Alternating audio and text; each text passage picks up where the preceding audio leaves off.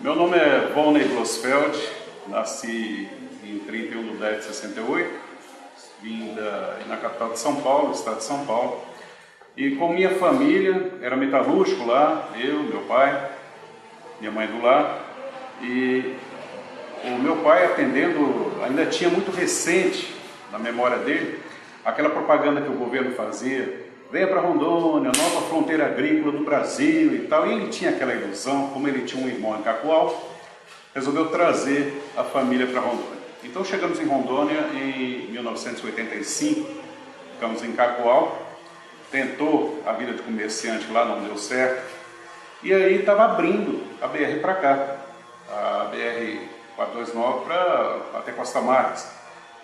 E resolveu trazer a família mais para dentro de Rondônia ainda.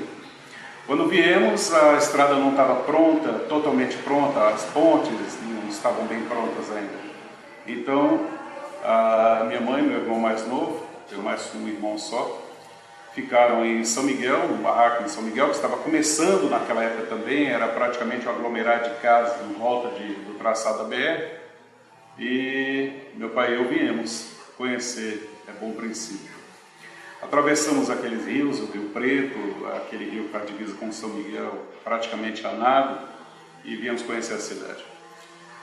Na cidade, quando chegamos, a Avenida Flamboyant, que é a principal hoje, ela era um carreador bem estreito, muito estreitinho mesmo, mato dos dois lados, não tinha casa, não tinha residência ali.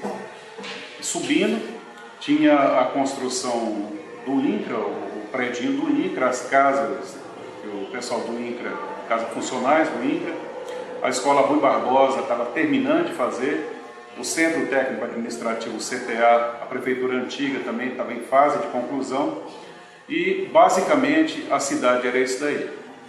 A cidade naquele tempo ela tinha uma movimentação muito grande de pessoas aventureiras. Vinha muita gente, vinha de todo lado gente aventureira para cá. Tanto é que chegou a época da gente ter 11 horários de ônibus por dia. Era muito ônibus, era muita gente chegando e saindo, chegando e saindo. Mas tinha um problema muito sério na região, a malária. A malária botou muita gente para correr. Quantas e quantas pessoas aí que hoje a gente entende melhor um pouco, a gente sabe que faleceu de problemas decorrentes de malária. Era comum você chegar numa casa onde a família inteira estava toda caída pela casa e nenhum tinha coragem de levantar para dar água para o outro. Era muito difícil. Nessa época, teve uma pessoa muito importante aqui na cidade, que inclusive ele foi o primeiro prefeito, foi o seu Joab Nogueira, grande amigo meu.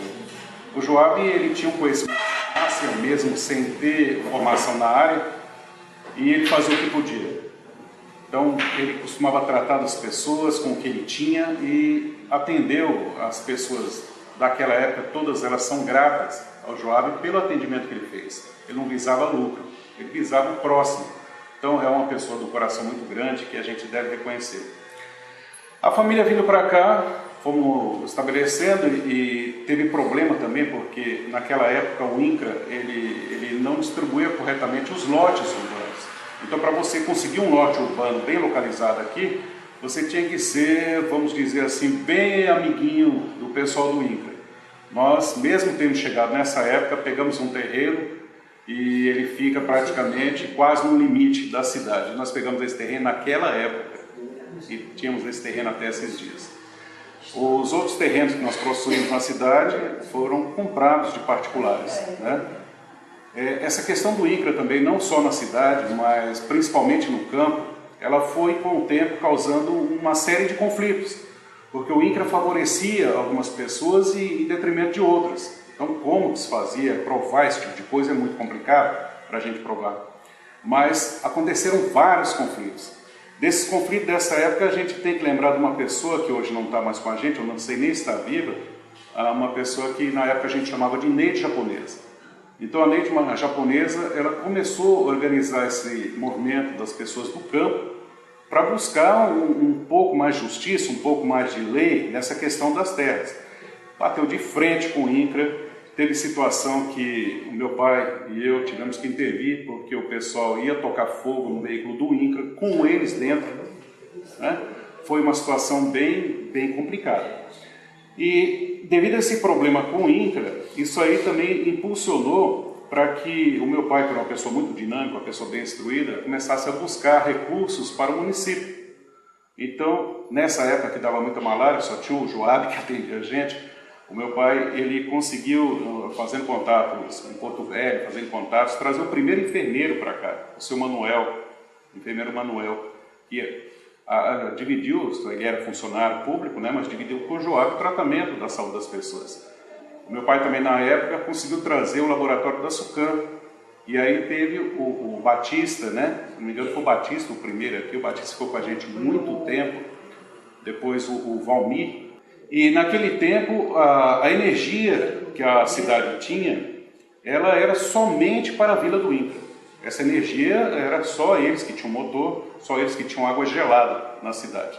Então, mais para frente, nós tivemos uns comerciantes, e aí vale lembrar também, tivemos um comércio aqui que foi guerreiro, foi o seu Ivo, e o seu Ivo ele abriu o mercado Pega e Paga.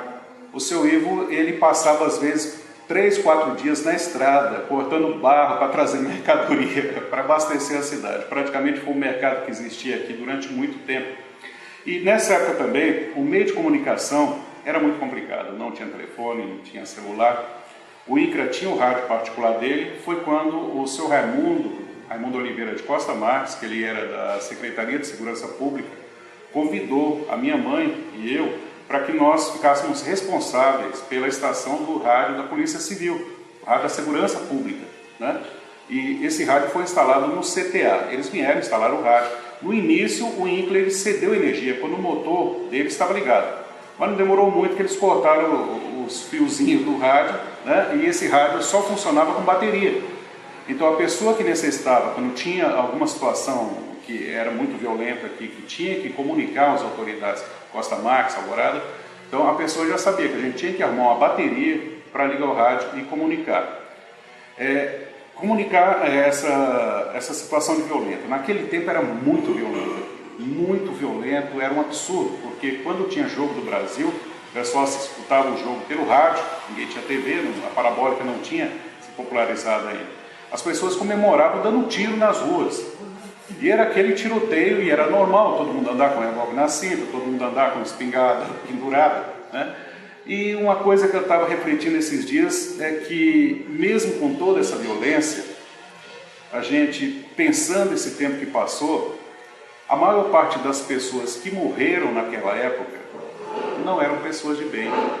A maioria eram bandidos mesmo, que roubavam, pessoas que tentavam se aproveitar das pessoas mais simples, né? Então, quando via bandido para cá, sabia que ia morrer mesmo. Pessoas de bem que morreram nessa situação, eu não tenho lembrança de nenhuma. Então, o povo era obrigado a fazer a justiça com as próprias mãos. Mas aí, no meio dessa situação, teve casos que além de trágicos, eram cômicos, né? Teve caso de pessoas que morreram na entrada de linha, da linha 14 da esquerda, que aquela pessoa até o policiamento vinha, os populares enterraram, porque todo mundo passava por ali, e penduraram a dentadura da pessoa em cima de uma cruz. Então teve caso bem complicado aqui nessa época. Foi nessa época mais ou menos que as escolas começaram. Então em 88 eu tive a oportunidade de entrar para o Estado, de lá para cá sou professor, já tem muitos anos, 27, 28 anos que sou professor de História, graduado pela Federal de Rondônia, tenho especialização em ensino de História também. E hoje em dia, com essa formação de História, a gente olha para o passado e vê essas coisas de uma forma bem diferente que a gente via naquela época, né? Naquela época, antes de começar a lecionar, nós trabalhávamos com Jeep, fazendo frete. Inclusive esse Jeep servia para puxar trilhadeira, que foi uma das primeiras trilhadeiras da região. A gente ia para a linha, bater arroz. E esse Jeep também era praticamente um dos poucos veículos que existia na cidade. Então era normal, no caso de um problema de saúde, no caso de uma emergência, a gente partir com esse Jeep para Alvorada, para Rolim de Moura, e chegar ao ponto de eu demorar 3 dias para chegar em Rolim de Moura. Mas naquele tempo tinha uma vantagem, não tinha cerca nas estradas, né? Como eu gosto muito de mecânica, saía com o Jeep pelo meio do mato mesmo e dava um jeito de chegar lá. Mas era muito sofrido, muito sofrido. As pessoas carentes daquele tempo, nós também dependíamos desse trabalho.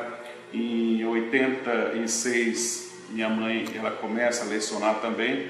Ela foi a primeira professora aqui da região, lá na esquina da 26, na linha 14. Hoje ela está aposentada. Eu, com esse plano do governo, não sei quando vou me aposentar, mas tenho esperança que um dia vai chegar. Nessa época também, com essa questão, estando envolvido desde o começo com a questão dos conflitos agrários, a questão dessa briga com o INCRA, que até hoje a gente não se dá muito bem com o pessoal do INCRA por causa dos problemas que ocorreram nesse tempo, né? Nós juntamos com algumas pessoas da cidade e fundamos o Sindicato Rural dos Trabalhadores Rurais de Seringueiras. Então a ata desse sindicato, a ata de criação desse sindicato é uma coisa que eu guardo com muito carinho. Hoje o sindicato está aí, é uma realidade, realmente funciona e ajuda quem precisa. Bom, a cidade, eu vejo pessoas que chegaram na década, no ano 2000 para cá e falarem que as coisas aqui são difíceis. Hoje em dia não tem dificuldade. Hoje em dia nós temos água encanada, nós temos uma rede de tratamento de esgoto que é a melhor da BR, é o único município que tem 100% de tratamento de esgoto. Nós temos energia 24 horas vinda do Linhão. Nós temos uma cidade que é praticamente 50% aí pavimentada, né? Nós temos uma BR que teve alguns problemas aí do DENIT, BR, né? Alguns problemas, mas é uma BR perfeitamente trafegada. Estamos aí com as pontes que antes a gente via que toda vez que chovia, a chuva levava as pontes. Estamos com os viadutos aí praticamente prontos, né? Então pronto, falta praticamente as cabeceiras. Então, para quem conheceu o município naquela época, que levava às vezes 3 dias para chegar em Rolim de Moura, hoje em dia está muito bom, viu? Hoje em dia nós temos a Emater, nós temos vários órgãos do governo que proporcionam assim, um apoio muito grande ao agricultor. Hoje em dia nós temos vários cantos do município com lavouras totalmente mecanizadas, né? E o soja está entrando aqui na região. Temos grandes fazendas de produção de gado de corte, gado leiteiro, né? Temos uma grande produção de leite, né? A nossa agricultura familiar, ela tem destaque em várias áreas, desde a produção de grãos até a produção de maracujá, cupuaçu e outras frutas. Então, eu penso que a pessoa que queira buscar uma oportunidade em Rondônia, venha conhecer Seringueiras, aqui com certeza cabe você. E eu digo isso de coração, porque eu não sou aventureiro, eu sou pioneiro.